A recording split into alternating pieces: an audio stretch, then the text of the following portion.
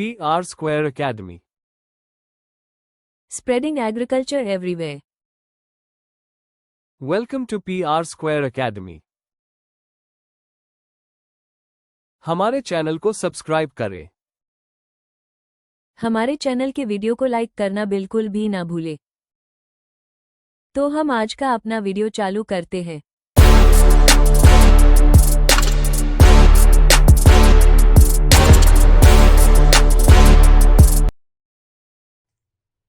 Hello guys, आज का हमारा टॉपिक है क्लासिफिकेशन ऑफ डिसीज। आज के टॉपिक में हम जितनी भी एनिमल्स के अंदर डिसीज पाई जाती हैं, हम उन डिसीजेस के बारे में पढ़ेंगे। तो मैं आपको बता दूं, डिसीजेस जनरली 3 प्रकार की होती है। पहली डिसीज होती है वायरल डिसीज, सेकंड होती है बैक्टीरियल डिसीज और थर्ड होती है अनदर कैजुअल ऑर्गेनिज्म। ठीक है, तो आज का हम लोग अपना टॉपिक स्टार्ट करते हैं। पहला है हमारा viral disease. Viral disease generally होती क्या है? वायरल डिसीज जनरली होती है वह डिसीज या फिर वह रोग जो कि पशुओं में किसी भी वायरस के कारण फैलती है, उन्हें हम क्या बोलते हैं? वायरस बेस्ड डिसीज या फिर वायरल डिसीज कहते हैं। ठीक है, अब बात करते हैं वायरल डिसीज की। तो वायरल डिसीज सबसे पहले नंबर की जो हमारी वायरल डिसीज है वो है फूट और माउथ डिसीज, सेकंड है रिंडरपेस्ट डिसीज। तो मैं आपको बताना चाहूंगा, जो फूट और माउथ डिसीज है उसको हिंदी में खुरपका मुंहपका रोग कहा जाता है। दूसरी डिसीज है हमारी रिंडरपेस्ट डिसीज, जिनको हम पशु प्लेग के नाम से भी जानते हैं। और ये दोनों की दोनों हम लोगों को जो जरूरत है, ये 2 डिसीज के बारे में हम इस प्रेजेंटेशन में पढ़ेंगे या फिर इस लेक्चर में पढ़ेंगे। तो अब हम लोग आगे देखते हैं। तो मैं बताना चाहूंगा, हम सेकंड नंबर की डिसीज है बैक्टीरियल बेस्ड डिसीज। तो यह वह रोग होते हैं जो कि एनिमल्स में होते हैं, जो कि जनरली जिनका जो कैजुअल ऑर्गेनिज्म होता है वो बैक्टीरिया होता है। तो जो बैक्टीरिया है वो जनरली इन डिसीजेस का कैजुअल ऑर्गेनिज्म होता है। तो जनरली से हम ये बताना चाहेंगे कि जो भी डिसीज होती है जो बैक्टीरिया से फैलती है एनिमल्स में, वो कौन सी डिसीज कहलाती है? बैक्टीरियल डिसीज कहलाती है। ठीक है, और जो बैक्टीरियल डिसीज है उनमें कुछ डिसीजेस आती है, जैसे फर्स्ट नंबर है एंथ्रेक्स। एंथ्रेक्स एक डिसीज है जो कि एनिमल से फैलती है और जो कि बैक्टीरिया के द्वारा फैलती है। सेकेंड डिसीज है हमारी ब्लैक क्वार्टर। ब्लैक क्वार्टर को हिंदी में क्या कहते हैं? लगड़ी रोग भी कहा जाता है। थर्ड रोग है हमारा गलघोटू रोग। गलघोटू रोग भी एक बैक्टीरियल डिसीज है। अगली डिसीज है मैस्टिड्स। मैस्टिड्स को हम लोग हिंदी में थनैला रोग भी बोलते हैं। तो थनैला रोग भी एक बैक्टीरियल डिसीज है जो कि यानी एनिमल्स में काफी हद तक पाई जाती है। और भी काफी सारे डिसीजेस है जो कि एनिमल्स में अफेक्ट करती है। हम पूरे के पूरे लेक्चर में कुछ डिसीजेस के बारे में पढ़ेंगे। जनरली ये वाला जो लेक्चर है इसमें हम लोग वायरल डिसीज के बारे में डीपली पढ़ेंगे। जो कि डिसीज है, पहला है फूट और माउथ डिसीज और दूसरा है रिंडरपेस्ट डिसीज। तो वायरल डिसीज की हम लोग पहले बात करते हैं। तो वायरल डिसीज में पहला डिसीज है हमारा फूट और माउथ डिसीज। जनरली ये डिसीज वायरल बेस्ड डिसीज है। सेकंड डिसीज है रिंडरपेस्ट डिसीज। रिंडरपेस्ट जो डिसीज है, हमको रिंडरपेस्ट डिसीज के बारे में डीपली पढ़ना है, बहुत इंपॉर्टेंट डिसीज है। ठीक है, तो हम लोग थोड़ा सा डिस्कस कर लेते हैं। बाकी हमारे पहला डिसीज है फूट और माउथ डिसीज। फूट और माउथ डिसीज को जनरली किस नाम से जाना जाता है? खुरपका मुंहपका रोग के नाम से भी जाना जाता है। ठीक है, और फूट और माउथ को एप्थस फीवर के नाम से भी जाना जाता है। फूट और माउथ डिसीज को एप्थस फीवर के नाम से। ठीक है, तो एक बात ध्यान रखिएगा, जितने भी डिसीज होती है उनका जो कैजुअल ऑर्गेनिज्म होता है उसके बेस पर हमें उन्हें लर्न करना होता है। ठीक है, तो मैं आपको बताना चाहूंगा, जो फूट और माउथ डिसीज है उसका जो क्या कहते हैं कैजुअल ऑर्गेनिज्म है, या फिर हम बोल सकते हैं कैजुअल ऑर्गेनिज्म क्या होता है? कैजुअल ऑर्गेनिज्म मतलब जिनसे डिसीज का अटैक होता है उसको हम कैजुअल ऑर्गेनिज्म बोल सकते हैं। जिसके कारण डिसीज फैलती है उसका नाम जो होता है या फिर उसकी जो हेडिंग होती है वो क्या होता है, कैजुअल ऑर्गेनिज्म होता है। तो फूट और माउथ डिसीज का कैजुअल जो ऑर्गेनिज्म है वो है एप्थोवायरस। ठीक है, एप्थोवायरस। फूट और माउथ डिसीज का कौन से बैक्टीरिया वायरस से होती है, एप्थोवायरस से होती है, जो कि प्रिकॉर्निया फैमिली जीनस का वायरस है। ठीक है,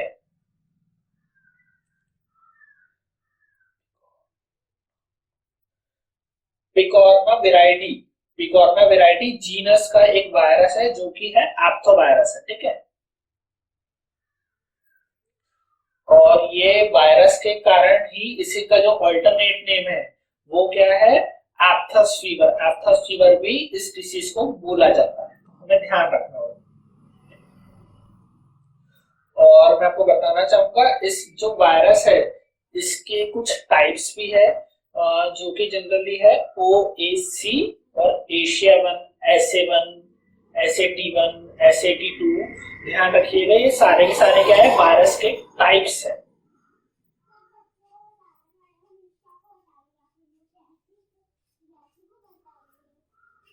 हमें अब अगली चीज है, डिसीज में हमें ध्यान रखना होगा।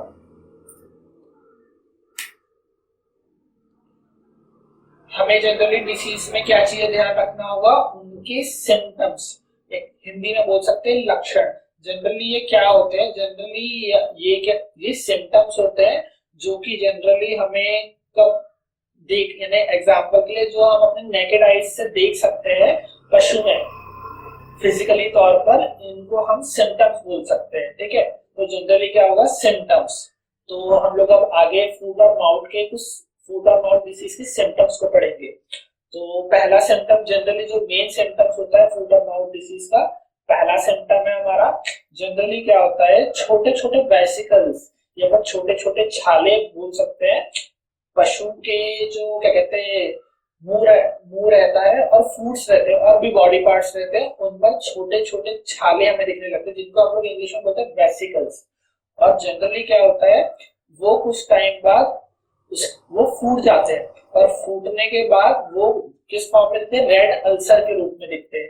तो जनरली इसका पहला सिम्टम, मेन सिम्टम क्या है, फूट और माउथ पर वेसिकल्स दिखेंगे और बाद में कुछ टाइम बाद वो फूटने के बाद वो रेड अल्सर में कन्वर्ट हो जाएंगे। ठीक है, दूसरी चीज होती है जो क्या कहते हैं, वेसिकल्स क्या होते हैं, जनरली माउथ के इंटरनल में भी होते हैं। तो जनरली क्या होता है, जो क्या कहते हैं, एनिमल्स को सैलिवेशन का प्रॉब्लम होता है। जैसे एग्जांपल के लिए सलाइवा जो होता है वो बहुत ज्यादा क्वांटिटी में निकलने लगता है इंसान के यानी पशु के मुंह से, जो कि बहुत प्रॉब्लमेटिक होता है। और यही कारण होता है कि एनिमल जो रहता है वो खाना अच्छे से नहीं खा पाता है। अगला इसका सिम्टम है बॉडी में टेम्परेचर का सडनली इंक्रीज हो जाना। जनरली क्या होगा, इस डिसीज में जो एनिमल की बॉडी रहेगी उसका जो टेम्परेचर होगा वो क्या हो जाएगा, वो बढ़ जाएगा, मतलब कि उसे बुखार आ जाएगा। अब बात करते हैं हम लोग इंक्यूबेशन पीरियड की। इंक्यूबेशन पीरियड आखिर होता क्या है, तो समझिए। इंक्यूबेशन पीरियड जनरली क्या होता है, इंक्यूबेशन पीरियड मतलब कि जब एनिमल की बॉडी के अंदर जो वायरस है या फिर कोई भी ऐसा कैजुअल ऑर्गेनिज्म है जो कि उसके अंदर एंटर कर जाएगा, एंटर करने के कितने दिन बाद, एंटर करने के कितने दिन बाद जो सिम्टम्स है वो हमको शो होने लगते हैं। तो ध्यान रखिएगा, हमें इंक्यूबेशन आ सकता है। इंक्यूबेशन पीरियड लगभग हर डिसीज का अपना एक अलग इंक्यूबेशन पीरियड होता है, तो हमें ध्यान रखना होगा कि इंक्यूबेशन पीरियड कितने दिन का होता है। तो आपको बताना चाहूंगा, जो फूट और माउथ डिसीज है उसका जो इंक्यूबेशन पीरियड होता है, इंक्यूबेशन अप्रॉक्स होता है 2 to 5 डेज का। 2 to 5 डेज का हमारा क्या होता है, इंक्यूबेशन पीरियड होता है। इंक्यूबेशन पीरियड जो फूट और माउथ डिसीज का होता है 2 to 5 डेज का होता है, जो कि किसके अंदर होता है, बफेलो और काऊ में होता है। ठीक है,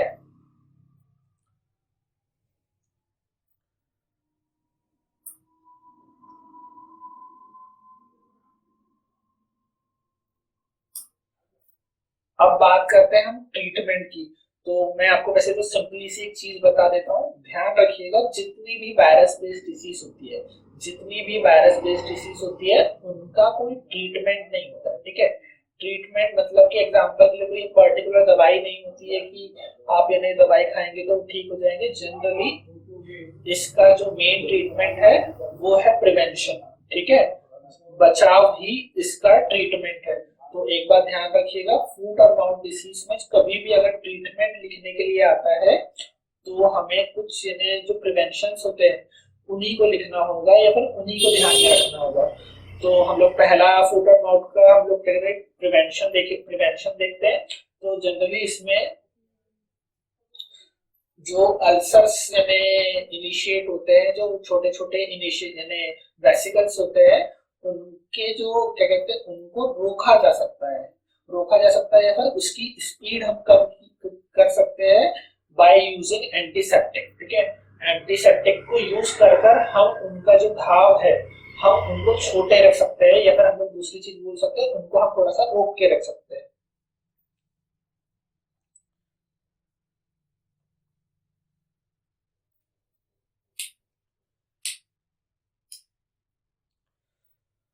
और एक और चीज हमें ध्यान रखना होगा कि इसका जो सेकेंड ट्रीटमेंट है वो ये ट्रीटमेंट है कि हम कॉपर सल्फेट के साथ कोल तार को मिलाकर जो घाव है या फिर अल्सर के वेसिकल्स है, हम उनको वहां पर लगाकर उसे थोड़ा कम कर सकते हैं या रोक सकते हैं, जिससे कि वो और ना बढ़े।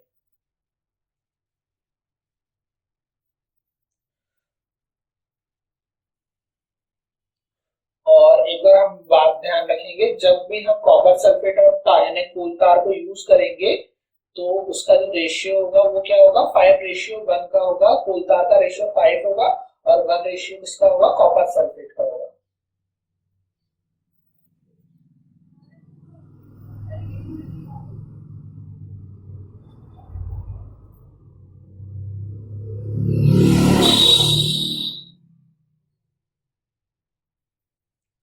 मैंने जैसे कि आपको पहले बताया था कि प्रिवेंशन ही इसका सबसे अच्छा तरीका है डिसीज को कंट्रोल करने का। तो हम लोग पहला उसका कंट्रोल देखते हैं हम लोग क्या है। वैसे तो मैं आपको बताना चाहूंगा, हमारे जो इंडिया में कोई इसका प्रॉपर ट्रीटमेंट अभी फिलहाल के लिए तो अवेलेबल नहीं है, लेकिन जो फॉरेन कंट्रीज होती है वहां पर क्या किया जाता है, जो भी पशु बीमार होता है या फिर उनके अंदर हमें अगर कोई सिम्टम्स दिख रहे हैं, एग्जाम्पल के लिए कोई ऐसे सिम्टम्स है जो कि हमें फूट और माउथ के डिसीज दिख रहे हैं, तो वो जो पशु रहता है, जानवर रहता है, उनको क्या किया जाता है, जनरली उन लोगों को मार दिया जाता है। और फिर उसके बाद क्या किया जाता है, उनकी जो बॉडी होती है उनको क्या करते हैं, उनको जमीन के अंदर कुछ गहराई पर गाड़ देते हैं या फिर बोल सकते हैं जमीन में दबा देते हैं, जिससे कि जो उसके छोटे छोटे जो वायरस वगैरह है वो किसी दूसरे एनिमल में ना स्प्रेड हो। तो ये मेथड कहाँ अपनाई जाती है, फॉरेन में। लेकिन हमारे इंडिया में जनरली क्या होता है कि एनिमल्स को मारना इलीगल है, उनकी लाइफ को हम लोग यानी डैमेज नहीं कर सकते। तो हमारे इंडिया में कुछ वैक्सीन्स बनाई गई है जो कि हमारे यहाँ इंडिया में जनरली यूज की जाती है, ठीक है। तो हम लोग कुछ वैक्सीनेशन के बारे में पढ़ेंगे और कुछ ऐसे प्रिवेंशन भी है जो कि हमारे यहाँ जनरली इस डिसीज को रोकने के लिए यूज किया जाता है।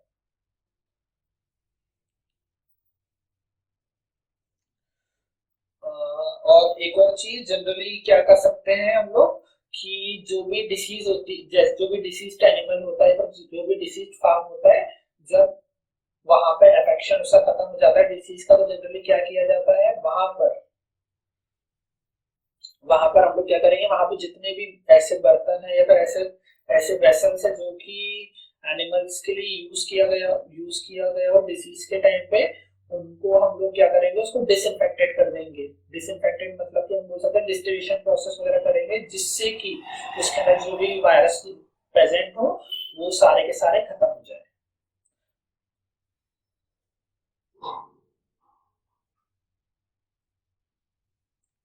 तो हम लोग बात करते हैं वैक्सीनेशन की।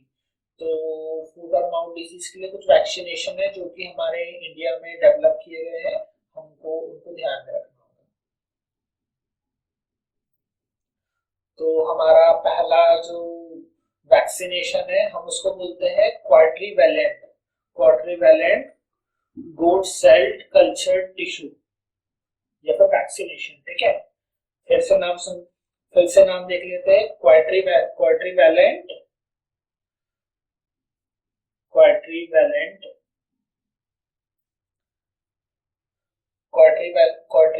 Gold cell culture vaccination. ठीक है, सेकेंड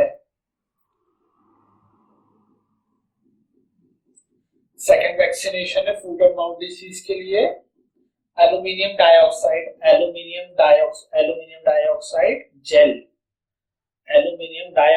एब्सॉर्ब जेल। तो ये दो ऐसे वैक्सीनेशन है जो कि फूट और माउथ डिसीज के लिए यूज किए जाते हैं। पहला फिर से देख लीजिए आप लोग। पहला है quadrivalent goat cell culture tissue, दूसरा है aluminium dioxide absorb gel vaccine, जो कि हमारे इंडिया में काफी प्रचलित है और जनरली इसका एक डोसेज भी है कि वन ईयर में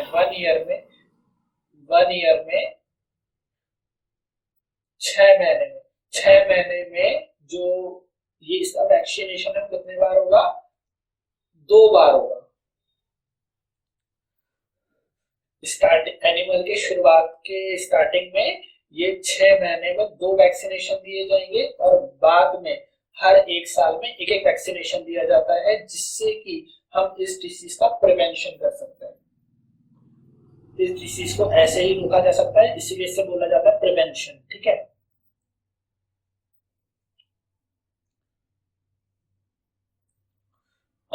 ये हम लोगों ने जो डिस्कस किया है वो क्या है? प्रिवेंशन मेथड्स है। प्रिवेंशन नहीं, वैक्सीनेशन मेथड है।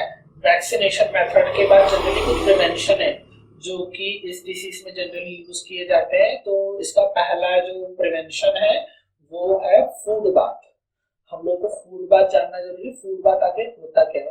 फूड बाथ एक ऐसा तरीका है जिसमें क्या किया जाता है, जो क्या कहते हैं, एनिमल के जो गेट होता है, एंट्रिंग गेट होता है, जहां पे वो अपने जो रहने की जगह है उसमें एंटर करते हैं, वहां पे एक छोटा सा टब रखा जाता है, जहां उसके अंदर क्या किया जाता है, कॉपर सल्फेट को उस टब के अंदर पानी में मिक्स कर वहां से एनिमल्स को एंटर कराया जाता है। और जनरली ये प्रोसेस कब अपनाया जाता है?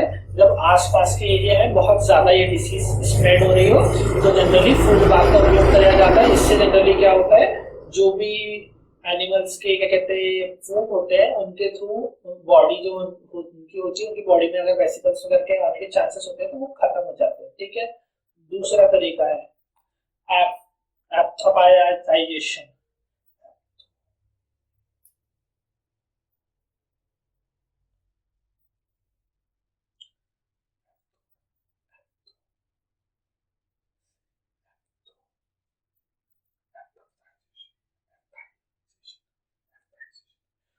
तो हमारा दूसरा तरीका है एप्थाइजेशन। एप्थाइजेशन एक प्रोसेस है जिसमें क्या किया जाता है, जो भी ऐसा एनिमल है जो कि इन्फेक्टेड हो चुका है, उसका जो सलाइवा होता है, उसके सलाइवा को ऐसे जानवर के में इंजेक्ट किया जाता है, पर उसके छोटा सा क्वांटिटी थ्रू उसका जो लार होता है, सलाइवा होता है इन्फेक्टेड डिसीज एनिमल का, वो तो लार ली जाती है और ऐसे पशु को दी जाती है या फिर उनको दी जाती है जिसमें ऐसी कोई डिसीज ना हो। तो इससे जनरली क्या होती है, एंटीबॉडी बन जाती है। एंटीबॉडी ये एक प्रिवेंशन का तरीका है जिसमें बॉडी को क्या किया जाता है, एंटीबॉडी बना दी जाती है। या फिर हम दूसरा वर्ड ये भी बोल सकते हैं, इम्यूनिटी बनाई जाती है एनिमल के अंदर। तो जनरली ये मेथड के अंदर क्या किया जाता है, जो इन्फेक्टेड एनिमल का फूट और माउथ डिसीज है उनका सलाइवा लिया जाता है और हेल्दी एनिमल को उसको क्या किया जाए, थोड़ा सा उसके अंदर इंजेक्ट कर दिया जाता है, जिससे कि उसकी बॉडी के अंदर इम्यून सिस्टम पैदा हो जाए कि वो अगर कभी भी कोई डिसीज उसके अंदर एंटर हो रही हो तो वो उससे बच सके। तो ये दूसरा तरीका है। तो आपको ध्यान रखना होगा फूट और माउथ डिसीज में जनरली ये दो जो तरीके हैं ये बहुत ही कारगर है। पहला कौन सा है, फूड बार, दूसरा है एपेथाइजेशन।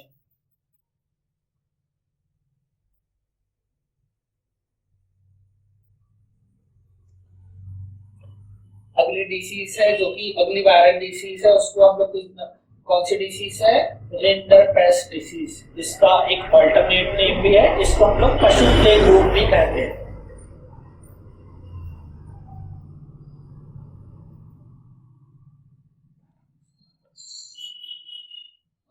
एक बात ध्यान रखिएगा, रिंडरपेस्ट डिसीज का जो कैजुअल ऑर्गेनिज्म है वो क्या है, एप्थोवायरस है। ठीक है, एप्थोवायरस है और जनरली ये कौन से जीनस का है, पैरामिक्सो। ठीक है, मोरीबिली वायरस है, ध्यान रखना। इसका जो क्या कहते हैं मेन कैजुअल ऑर्गेनिज्म ये क्या है, मोरीबिली वायरस। और जो मोरीबिली वायरस है ये काय का है, पैरामिक्सो वायरस। ठीक है, पैरामिक्सो जीनस का है। ठीक है, कौन सा वायरस है ये, मोरीबिली वायरस है, मोरीबिली वायरस। और साथ में क्या है, मोरीबिली वायरस ये कौन से जीनस का है, पैरामिक्सो का। ठीक है, अब अगली डिसीज है हमारी रिंडरपेस्ट डिसीज। रिंडरपेस्ट डिसीज के अंदर जनरली जिसका जो कैजुअल ऑर्गेनिज्म होता है वो क्या होता है, मोरीबिली वायरस होता है, सॉरी पैरामिक्सो वायरस होता है। पैरामिक्सो जीनस का मोरीबिली वायरस होता है। ठीक है, इसका जो इंक्यूबेशन पीरियड होता है वो अप्रॉक्स 5 to 8 डेज होता है। ठीक है, 5 to 8 डेज के अंदर क्या हो जाएगा, इसका इंक्यूबेशन पीरियड होगा। मतलब कि अप्रॉक्स जब भी ये वायरस एनिमल की बॉडी के अंदर एंटर करेगा उसके 5 से 8 दिनों के अंदर सिम्टम्स जो होंगे वो हमें दिखने लगेंगे। ठीक है, अब बात करते हैं हम लोग डेथ रेट की। ठीक है, डेथ रेट मतलब कि जनरली क्या होता है, कितने परसेंट एनिमल की डेथ हो जाएगी। एग्जांपल के लिए इफ अगर कोई एनिमल को ये डिसीज हुई है तो उसको कितने परसेंट चांसेस है कि वो उसकी डेथ हो जाएगी। तो मैं आपको बताना चाहूंगा इस डिसीज का जो डेथ रेट है वो काफी ज्यादा है। एग्जांपल के लिए 80 to 100% इसमें किसमें है, हाइब्रिड में। हाइब्रिड अगर हम बोल सकते हैं फॉरेन ब्रीड्स में, लेकिन हमारे इंडिया में अगर हिली एरिया की बात करें तो हिली एरिया में 20 to 40% है। ठीक है,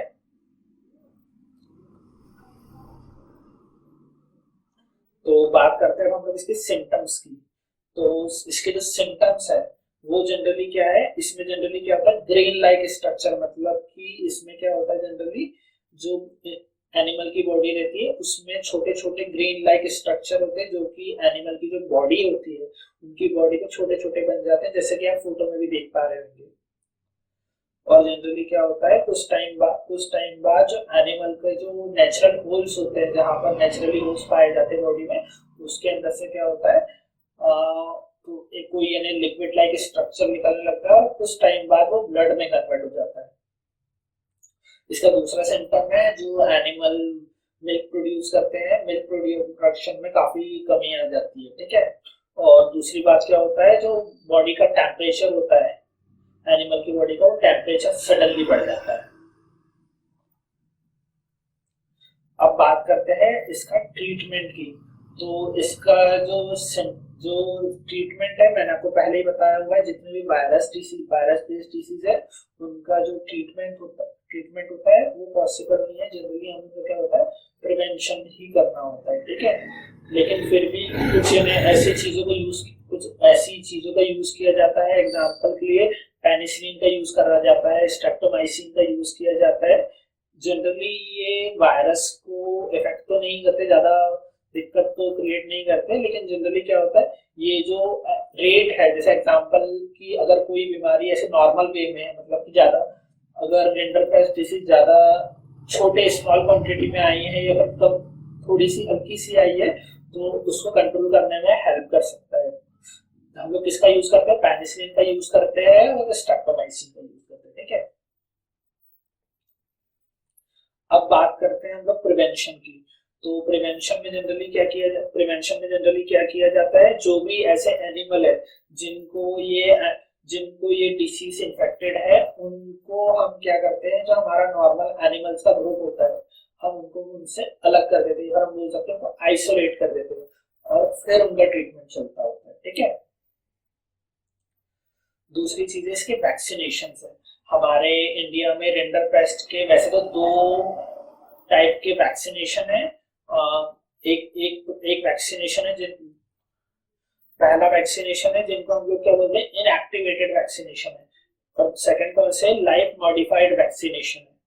तो एक बात ध्यान रखिएगा, जो इनएक्टिवेटेड वैक्सीनेशन है ये डिसएक्टिव हो चुके हैं, मतलब कि वर्क नहीं करते हैं, तो इन्हें हमें उतना डीपली पढ़ने की जरूरत नहीं है। बट जो हमारे लाइफ मॉडिफाइड वैक्सीनेशन है, हमको उनको रेगुलर बेसिस पे पढ़ना होगा।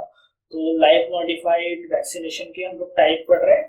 तो जनरली क्या होता है, कुछ वैक्सीनेशन है जो कि इस डिसीज के लिए बने हुए हैं, और ये वैक्सीनेशन काफी काम में आते हैं। तो पहला वैक्सीनेशन है गोट एडॉप्टेड टिश्यू वैक्सीनेशन, सेकंड है लेपिनाइज्ड वैक्सीनेशन, दूसरा है सेल कल्चर रिंडरपेस्ट वैक्सीनेशन। तो ये कुछ वैक्सीनेशन है जो कि रिंडरपेस्ट डिसीज के लिए काफी सक्सेसफुल है। Thank you. हमारे चैनल को सब्सक्राइब करना बिल्कुल भी ना भूले। हमारे वीडियो को लाइक करना बिल्कुल भी ना भूले।